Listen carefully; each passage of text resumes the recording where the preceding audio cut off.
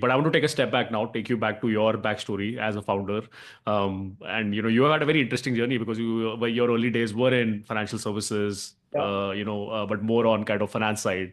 yeah. And then kind of you made this transition, and now it's been several years into Prodigal. Talk us through your backstory and specifically those early days. How did you identify the core problem statement around Prodigal?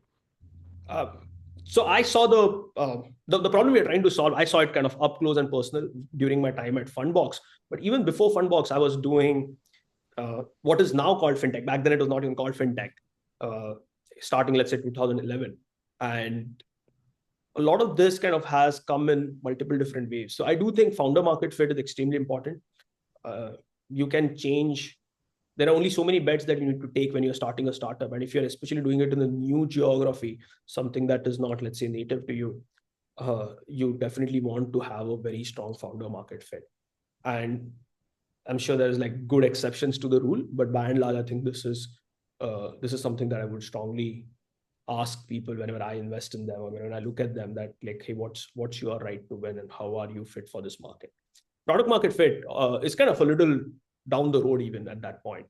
And so to that extent, I think for me, I've been doing fintech for a while now. Even during my time at Wharton when I was doing my MBA, my summer internship was at a lender where I actually looked at a lot of their account management processes. It wasn't like quite collections, but a lot of account management. Then I did a lot of work through kind of coursework on the likes of Prosper and Lending Club, which were the first generation fintechs that were coming up in the 2013 timeframe.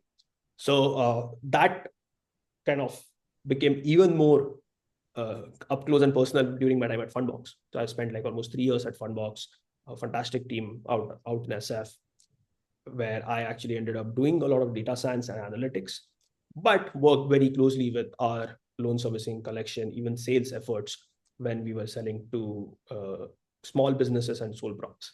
And as a result of it, I realized like companies, all kind of lenders, spend so much time, money, energy, money even buying data before the funding process.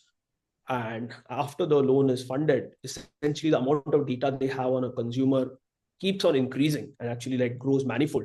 But the use of that data becomes little and goes down to a trickle.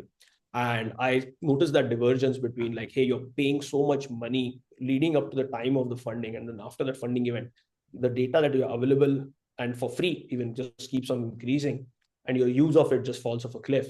And that is what inspired me to start what we are doing right now, by turning all kind of interactions that your consumers are having with you into insights, and ask yourself like, hey, what does it take for me to continuously become differentiated from competitors? Because capital is increasingly becoming a commodity.